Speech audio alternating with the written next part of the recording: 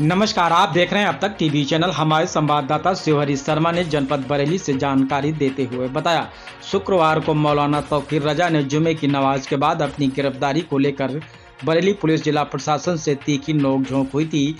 बरेली शहर के कुछ पदरियों ने शहर के मोहल्ला श्यामतगंज में पथराव के साथ साथ दुकानों में तोड़फोड़ तथा आगजनी का प्रयास किया था, जिससे स्थानीय पुलिस की सतर्कता के चलते उपद्रवियों के मंसूबों पर पानी फेर गया।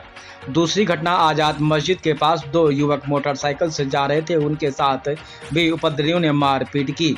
एसपी सिटी राहुल भाटी ने पत्रकारों को बताया कि बरेली पुलिस ने सीसीटीवी कैमरे तथा ड्रोन कैमरों के जरिए उपद्रवियों को चिन्हित कर उनके खिलाफ कार्रवाई की जा रही है। पुलिस ने चिन्हित दंगाइयों के खिलाफ कल हुई दोनों घटनाओं में लगभग 60 से 70 दंगाइयों के खिलाफ बारादरी थाने में मुकदमा दर्ज किए गए। एसपी सिटी ने बताया है कि पुलिस द्वारा गिरफ्तार किए गए दंगाइयों का मेडिकल परीक्षण कराया गया है। उनकी मेडिकल रिपोर्ट डॉक्टर द्वारा सामान्य बताई गई है। आइए चलते हैं हमारे संवाददाता के साथ। कहीं किसी ने अपराध किया है तो उसको गिरफ्तार कीजिए। उसकी बिल्डिंग ने कोई अपराध नहीं किया है, मदरसे ने, मस्जिद ने कोई अपराध नहीं किया है, मामला कोर्ट में जाना चाहिए।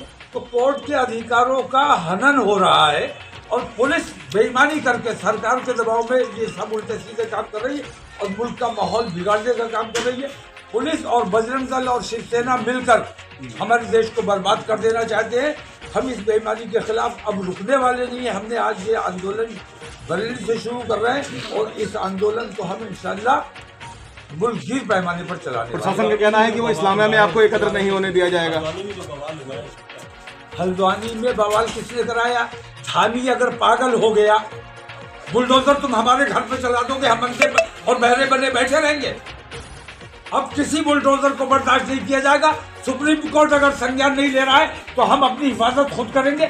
हमें कानूनी अधिकार है, अगर हमारे ऊपर कोई हमलावर होता है तो हम उसको जान से मार दें। यह हमें कानूनी अधिकार है। आज आप निकल रहे हैं, आज किस तरीके से, अभी आपका क्या प्लान है? आज आप मैं अभी नमाज पढ़ने जा रहा हूँ, उसके बाद मैं इन संवैधानिक तरीके से, अमन पसंद तरीके से मैं गिरफ्तारी लेना चाहता हूँ, क्योंकि मैं किसी के सामने अपनी शिकायत रख नहीं सकता। मैं मजबूर हूँ। जो जिनके सामने शिकायत रखनी चाहिए वो हिंदुस्तान के सबसे बड़े बेईमान है। नरेंद्र मोदी आजाद हिंदुस्तान का सबसे बड़ा झूठा और मक्कार प्रधानमंत्री है। ऐसे प्रधानमंत्री को कोई ज्ञापन नहीं दिया जाएगा और ऐसी सरकार की मौजूदगी में हमें आजाद रहने का कोई अधिकार नहीं है। तमाम मुसलमान, हिंदुस्तान भर के मुसलमान इंशाल्लाह गिरफ्तारी देंगे। प्रशासन का कहना है कि यूनिफॉर्म सिविल कोड को लेकर क्या कहेंगे? जो यूनिफॉर्म सिविल कोड लागू है, भारतीय जनता पार्टी के दौर से नहीं, इससे पहले से मुस्लिम पर्सनल लॉ जब मौजूद है, कोर्ट में एक कानून मौजूद है, इसके बावजूद हमारे जितने मसाइल कोर्ट में जाते हैं वो यूसीसी के तहत तय होते हैं, पर्सनल लॉ के तहत तय नहीं होते हैं। और फिर यूनिफॉर्म सिविल कोड रहा कहाँ जब आपने उसमें से कुछ को मुस्तस्ना कर दिया, कुछ को छोड़ दिया? इसका मतलब यूनिफॉर्म नहीं रहा। तो ये बेईमानी हो रही है। ये तमाम चीजें सिर्फ मुसलमानों को सताने, दबाने और परेशान करने के लिए। मैं ये कहता हूँ, इन तमाम लोगों को मंदिरों से कोई मोहब्बत नहीं है, मंदिरों से मोहब्बत नहीं है। असल में मुसलमानों को तकलीफ पहुंचाना है। अगर वाकई तुम मंदिरों से मोहब्बत करते हो, जानव्यापी मैं छोड़ने को तैयार हूँ, दस्तबरदार होने को तैयार हूँ। चलो पहले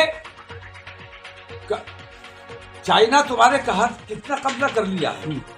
कैलाश मानसरोवर चाइना के बाप की जागीर रही है, हिंदुस्तान का है। और हमारे दौरे हुकूमत में हमने हिंदुओं को वो सौंपा था कैलाश मानसरोवर। आप विश्व शक्ति बने हुए कैलाश मानसरोवर, अगर वाकई तुम हिंदुत्व की बात करते हो और मंदिरों की बात करते हो तो मुसलमान कमजोर है, उस पर बुलडोजर चला के उसकी मस्जिदें तोड़ दोगे? अगर तुम ईमानदार हो अपने मंदिर के लिए, अपने हिंदुत्व के लिए, मैं तुम्हारे साथ चलने को तैयार हूँ। चाइना से पहले कैलाश मानसरोवर को आजाद कराइए, मैं ज्ञानव्यापी से दस्तबरदार होने को तैयार हूँ। क्या कहेंगे? मुख्यमंत्री योगी आदित्यनाथ, मुसलमानों को मत दबाओ, मुसलमानों से दुश्मनी मत करो। मुसलमानों से जो दुश्मनी कर रहा है वो देशद्रोही है, वो सब बेईमान है, सारे के सारे बेईमान है। मुख्यमंत्री योगी आदित्यनाथ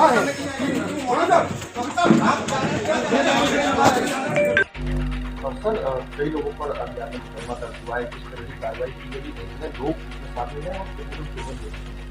देखिए, थाना बारादरी पर कल 2 मुकदमे पंजीकृत किए गए थे। पहली जो घटना थी शामतगंज बाजार में कुछ युवकों के साथ मारपीट की घटना हुई थी। इसमें 2 युवकों के सर पर चोट आई थी, उनका मेडिकल के पश्चात उनके द्वारा प्राप्त तहरीर के आधार पर 2 संगत धाराओं में मुकदमा पंजीकृत कर दिए गए। और दूसरी जो एफआईआर है वो आज़ाद मस्जिद के पास 2 युवक जो कि मोटरसाइकिल से जा रहे थे उनके साथ मारपीट की घटना पारित हुई थी।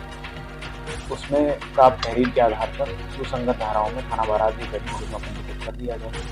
दोनों जो अलग अलग एफआईआर हैं, इन दोनों में कुल मिलाकर लगभग 60 से 70 लोग हैं। और इनको जो हमारा ड्रोन वहाँ पर उड़ रहा था उसके माध्यम से और सीसीटीवी और जो नगर निगम के कैमरे हैं उनके माध्यम से उनका चिन्हांकन किया जा रहा है। और चिन्हांकन के पश्चात उनकी विधिक कार्रवाई अभी तक गिरफ्तारी नहीं हुई, चिन्हांकन किया जा रहा है और टीम बनाकर जल्दी ही गिरफ्तारी। देखिए, जितने भी लोगों को चोट आई थी सारी सामान्य टाइप की चोट थी। थाने से सबका मेडिकल करवाया गया और जो मेडिकल रिपोर्ट आती थी उसमें सिंपल इंजरीज थी।